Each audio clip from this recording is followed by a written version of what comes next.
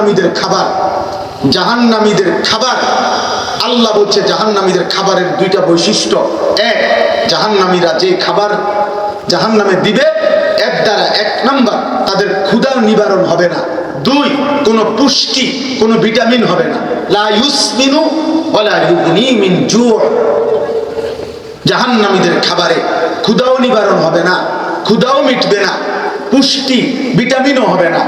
অতএব স্পষ্ট কথা, বিড়ি সিগারেট এটা এমন একটি জিনিস যার দ্বারা ক্ষুধাও নিবারণ হয় না এবং এটার দ্বারা কোনো ভিটামিন শরীরের কোনো পুষ্টিও হয় না। এই জন্য বিড়ি সিগারেট আর কিছু না হোক এটা জাহান্নামীদের খাবার, এ ব্যাপারে কোনো সন্দেহ নেই। এটার মধ্যে না কোনো ক্ষুধা নিবারণ হয় না কোনো পুষ্টি আছে। আপনি কোন ডাক্তার? এই যে ডাক্তার আছে আমার পাশে, আমার সাথে আইছে, ডাক্তার বলে। এরপরে বিড়ি সিগারেট মানুষের এই মুখ দিয়ে মানুষ দুই জিনিস ভিতরে নেয়, এক হলো খাবার, দুই হলো পানীয়। এই পানি, 7 আপ, কোক, জিডাই হোক, মজু, ঠান্ডা জিডাই হোক, হয় খাবার বা তরকারি বা এই জাতীয় কিছু ফল ফলাদি, আর নাই তো পানীয় জাতীয় কিছু। এই বিড়ি সিগারেট এটা কি খাবার? এটা পানীয়? এটা 7 আপের বিকল্প? এটা মজুর বিকল্প? এটা ভাতের বিকল্প? তো এটা কি? তা এটা খাবার না পানীয়? এটা ধোঁয়া। এটা কি বলেন না? কি ধোঁয়া? ধোঁয়া, ধোঁয়া, আগুন কোন সুস্থ মানুষের প্রিয় হইতে পারে না। আগুন কোন মানুষের পছন্দ হইতে পারে না। এবার একটা শেষ কথা বলি এটার ব্যাপারে। রাগ হইবেন না চাচা, রাগ হইলেও সমস্যা নেই। বিড়ি খাই না কাকা, আপনি রাগ হইলে আমার অসুবিধা নেই।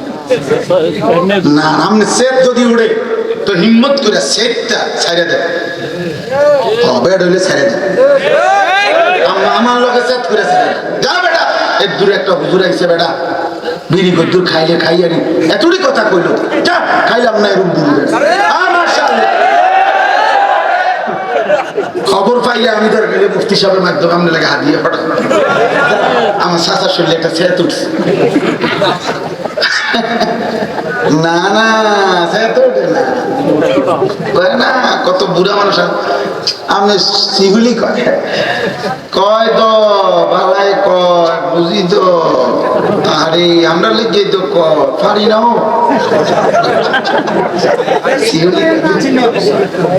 ফাঁকনা কথা কয়, ফাঁকনা কথা, ফাঁকনা ফাঁকনা কথা কয়। হ্যাঁ, এই সমস্ত ফাঁকনা কথা আপনি কবরে গিয়ে চাচা টাঙ্গাইয়া ফিরবো।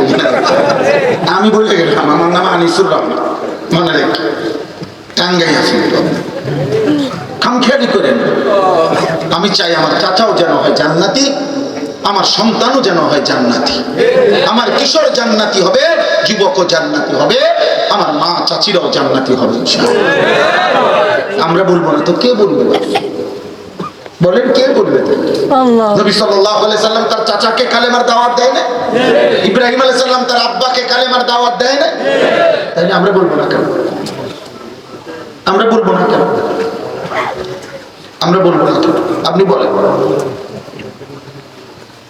এই জন্য আমার একটা বেশি ভয় লাগে, বুঝছে? আমি এটা বেশি কই কেন?